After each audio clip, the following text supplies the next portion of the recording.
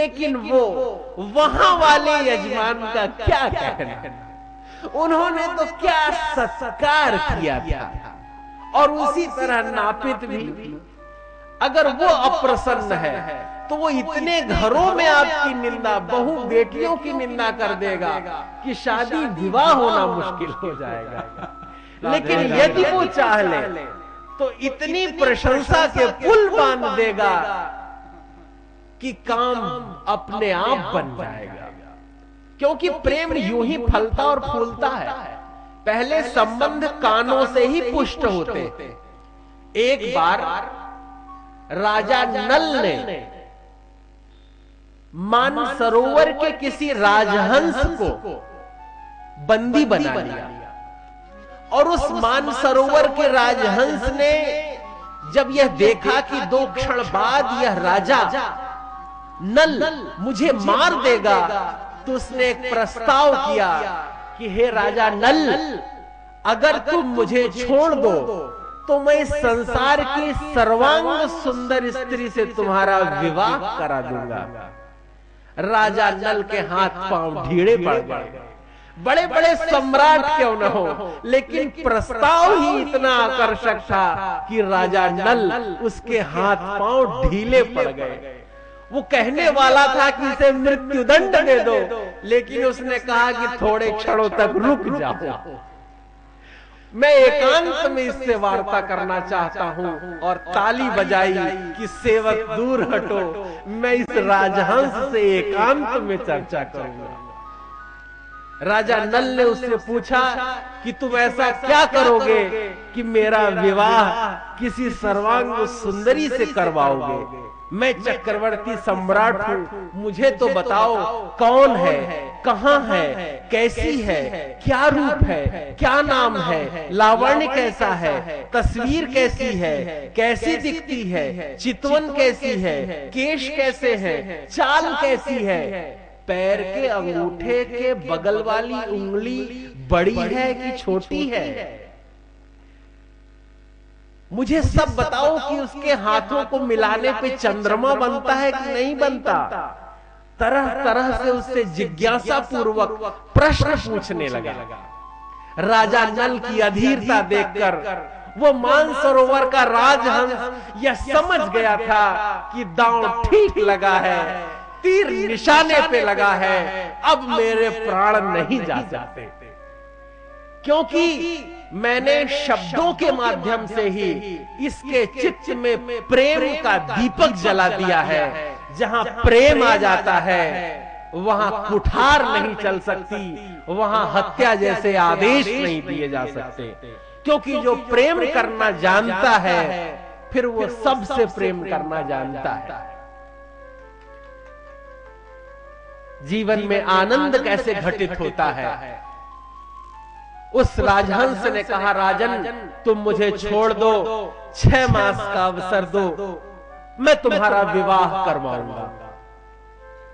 राजा नल ने कहा, मैं तुम्हें छोड़ता हूं, अभी मुक्त करता हूं, लेकिन मुझे ये तो बताते जाओ कि मैं 6 महीने धीरज कैसे धरूं, मैं 6 महीने प्रतीक्षा कैसे करूं, तुम मुझसे मेरा प्रस्ताव कैसे रखोगे और तुम उसे मेरे लिए कैसे राजी करोगे? क्योंकि मैं तो राजी हूं, मैं तो सिर के बल राजी हूं, लेकिन तुम उसे कैसे राजी करोगे?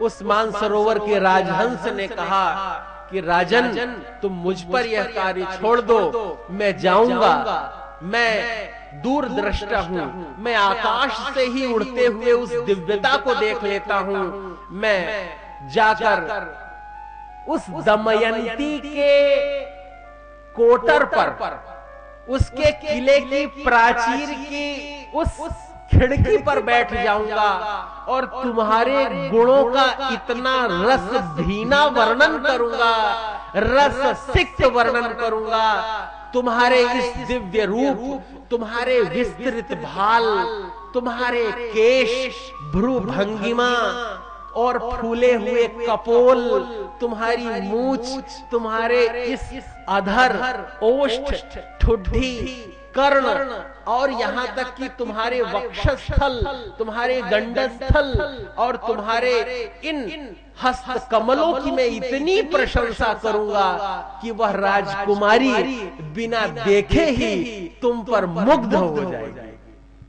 और जब वह ऐसा संवेदनशील प्रकरण छेड़ता है, राजन मुक्त कर देते हैं। और वो वैसा ही करता है, क्योंकि सबसे प्रथम प्रेम स्नेह की उत्पत्ति श्रुति से होती है। पहले यहाँ कथा होगी ऐसा आपने संवाद सुना था। नीलिम त्रिपाठी को तो अब देख रहे हैं। संवाद तो आपने बहुत पहले सुना था कि कहीं कोई भागवत की कथा होगी, भगवान विराजेंगे, भगवान का श्री विग्रह होगा, उनकी शब्दमयी मूर्ति होगी, स्वर लहरियां छिड़ेंगी, विद्वान ब्राह्मण स्वस्ति वाचन और भगवान के श्री सूक्तों का वाचन करेंगे। यहाँ यजमान होंगे, परीक्षित होंगे और भाव भरे ये 88,000 ऋषि मुनि नर नारी का रूप लेकर बैठेंगे। ऐसी एक भावना, कल्पना ही आज प्रत्यक्ष है। तो श्रुति से ही सारे कार्य हो जाते हैं। भगवान नारद, ऋषि नारद जब प्रसन्न हुए तो हिरण्यकशिपु के घर में उन्होंने गर्भ में ही स्त्री को जो चित्त में दे दो, जो उसको विषय दे दो, वो उसमें रमण कर जाती है। क्योंकि कहते हैं सामान्यतः स्त्री लतावत होती है। जैसे लता पास में किसी वृक्ष से लिपट जाती है, उसी तरह उसे जो कार्य दे दिया जाए वो उस कार्य को संपन्न कर देती है। भगवान ने अपने नाम की एक लौ जगा दी और गर्भस्थ शिशु जब 10 मास पूर्ण होकर पूर्ण ब्रह्म की तरह उपजा। दरअसल मेरी व्यक्तिगत मान्यता तो कुछ यूं है कि पहले मास में भगवान मीनावतार लेते हैं, गर्भ में वो शिशु की तरह तैरता हुआ जो दिव्य पिता का तेज और माँ की वह तेजमयी शक्ति है, वो मत्स्याकार मछली के आकार में स्त्री के गर्भ में तिरती रहती है और वह भगवान का पहला मत्स्यावतार होता है। दूसरे मास में वही मछली थोड़ी बड़ी होकर के कच्छप हो जाती है और दूसरे महीने में गर्भ कछुए की तरह आकार ले लेता है। तीसरे मास में वही गर्भ कुछ वाराह अवतार लेता सा दिखाई देता है। छोटी छोटी 2 आंखें, नासिका कुछ बनती है और पुंसवन संस्कार किया जाता है। तीसरे मास में किसी भी गर्भस्थ शिशु का लिंग निर्धारण होता है। तो प्राचीन काल में ऋषि मुनि पुत्र चाहने वाले विष्णु सहस्त्रनाम का पाठ कर स्त्री के दाहिनी नासिका में वट वृक्ष के दूध का स्पर्श कराते हुए एक वेद मंत्र बोलते हैं, जिससे पुत्रोत्पत्ति होती है। और यदि ललिता सहस्त्रनाम का पाठ करते हुए श्री सूक्त का पाठ कर बाईं नासिका में वट वृक्ष का दूध स्पर्श कराते हुए कुछ अन्य वेद मंत्रों का पाठ किया जाए तो लक्ष्मी स्वरूपा कन्या उत्पन्न होती हैं। यह शाश्वत सत्य है, इसके प्रयोग किए गए हैं। जीवन में आनंद प्रतिक्षण है और सब कुछ वेदों में है। छठ और उसके बाद चौथे मास में जब लिंग निर्धारण हो गया, तब चौथे मास में गर्भस्थ शिशु वामन अवतार लेता है और पंचम अवतार में वामन के बाद वो कुछ कष्ट पीड़ा प्रदायी परशुराम होते हैं। फिर वो मन में हुलास भरने वाले राम होते हैं। फिर उसके बाद माँ के पेट में रस्सियों से जकड़े हुए बढ़े बड़े होते हुए दामोदर कृष्ण की तरह हो जाते हैं। और जब वही बच्चा शुद्ध बुद्ध भगवान बुद्ध की तरह कल की अवतार रूप में वह जन्म लेता है, इस प्रकार भगवान के सारे अवतार माँ के गर्भ में ही हो जाते हैं। मानो वो 9-10 महीने के गर्भ में अपने शिशु को 100 साल जीवन व्यवहार की प्रक्रिया सिखाती हुई सी माँ ही पहली गुरु है, माँ ही भगवान है, माँ ही देवता है, वही देवी है, वही भगवती है, वही चामुंडा है, वही धूम्र लोचना है, वही मुक्त केशी है, वही जो जैसी है वही वैसा उसका बच्चा होता है। इसलिए जो जैसी माँ है उसका बच्चा भी वैसा ही होता है। जीवन में ऐसे प्रत्यक्ष अवसर देखने को मिलते हैं। इस प्रकार भगवान का जाप करने वाला, भगवान के नाम लेने वाला, भगवान की ही चर्चा में रस लेने वाला और अपने गुरुकुल में भी अन्य विद्यार्थियों शिष्यों को भगवान की ही कथा सुनाने वाला ऐसा एक तेजस्वी बालक प्रहलाद जन्मा।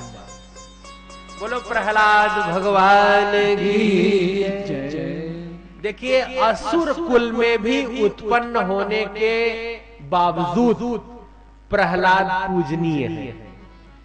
बात इसकी नहीं है कि आप किस कुल में उत्पन्न हैं, बात महत्वपूर्ण यह है कि आपका आचरण कैसा है।